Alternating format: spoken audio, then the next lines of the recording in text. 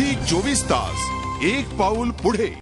तर पाणी पुरवठा मंत्री लक्ष्मण ढोबळे यांच्या या वक्तव्याचे पडसाद संपूर्ण राजकीय वर्तुळातून उमटतात। आपण या संदर्भात थेट वक्तव्य आणि खुलासा या संदर्भात बातचीत करूया राज्याचे पाणी पुरवठा मंत्री ढोबळे यांच्याशी।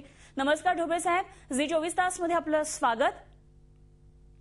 ढोबळेजी, राज्यभरामध्ये दुष्काळाची गंभीर परिस्थिती ओढवली आहे। दुष्काळग्रस्त या संदर्भात निसर्गाकडे आणि प्रशासनाकडे टाहो फोडतात। तुम्हाला नेमकं काय वाटतंय की राज्यामध्ये दुष्काळ नाहीच आहे का?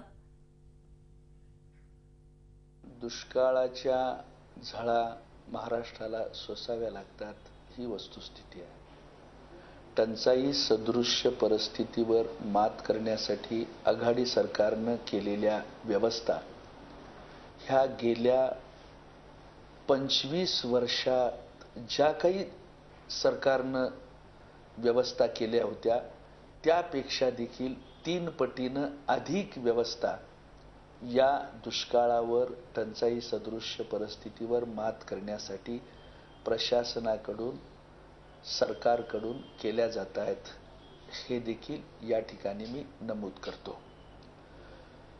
दुष्काळाचं टंचाई सदृश्य परिस्थितीचं वास्तव अनेक माध्यमातून अतिशय व्यवस्थित मांडलं जातं, परंतु एखादंच असं माध्यम असतं की जे माध्यम याचं अतिरंजित वर्णन राज्यकर्त्यांनी दुर्लक्षित केल्याबद्दलची एखादी बातमी किंवा एखाद्या प्रशासनाकडून झालेलं दुर्लक्ष दाखवण्यामध्ये एखादं माध्यम अधिक रस घेतं। तिथं माझं ऑब्जेक्शन आहे।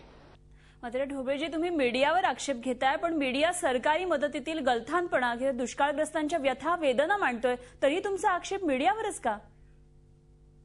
मला मीडियाला दोष द्यायचा नाही। मीडियाबद्दल माझी तक्रार सर्वच माध्यमावर माझी तक्रार नाही।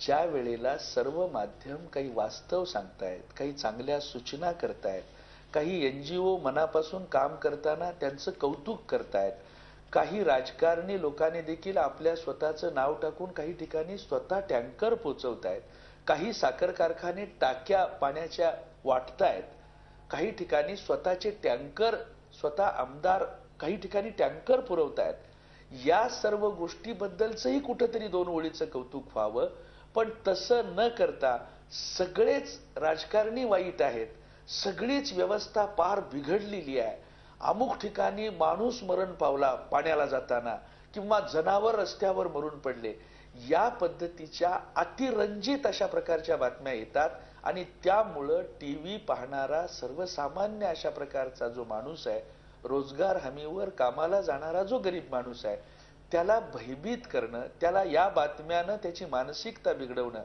हे मला योग्य वाटत नाही। परंतु हे सगळे माध्यम करतात असं माझं म्हणणं नाही। त्यातला एखादा दुसराच अशा माध्यमाचा माणूस असतो की जो या पद्धतीनं लोकांसमोर चुकीची माहिती देण्याचा प्रयत्न करतो, त्याच्याबद्दल माझा आक्षेप आहे। मात्र राज्यामध्ये गंभीर झालेल्या या दुष्काळ प्रश्नावरून राष्ट्रवादीचे नेते शरद पवार यांनी राज्यपाल दुष्काळाबाबत गंभीर नाहीयेत अशी टीका केली होती। तुमचे नेते दुष्काळावरून आक्रमक झालेत आणि तुम्ही म्हणता दुष्काळ नाही, तुमचा आक्षेप नेमका कशाला आहे?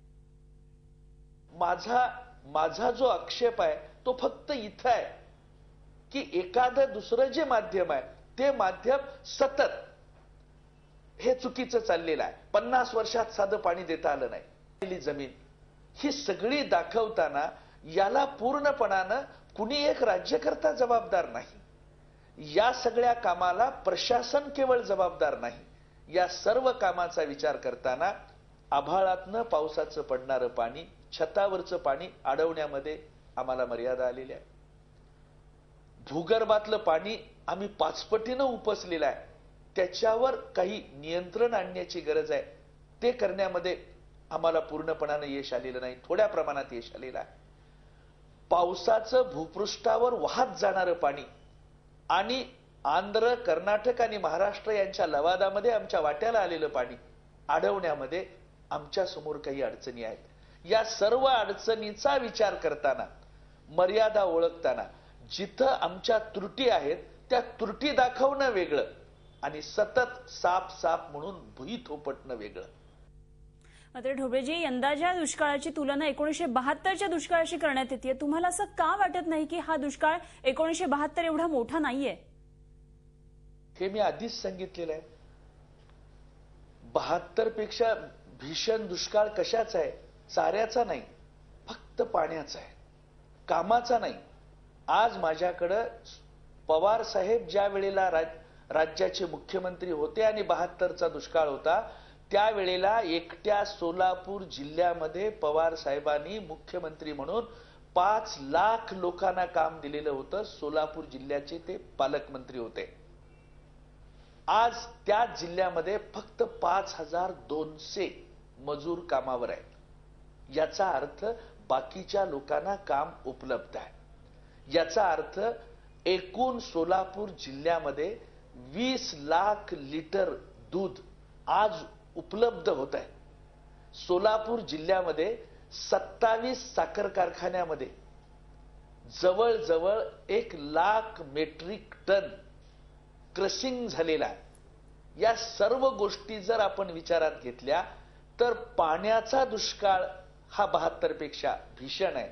परंतु कामाच्या बाबतीत, चाऱ्याच्या बाबतीत आम्ही अधिक संपन्न आहोत, आम्ही अधिक समृद्ध आहोत. चारा माझ्या जिल्ह्यामध्ये जेवढा लागेल जनावराला तेवढा उपलब्ध करण्यासाठी आजही आमच्याकडे तेवढा चारा अवेलेबल आहे. हेच मला यातून सांगायचं आहे. झी 24 तास, एक पाऊल पुढे.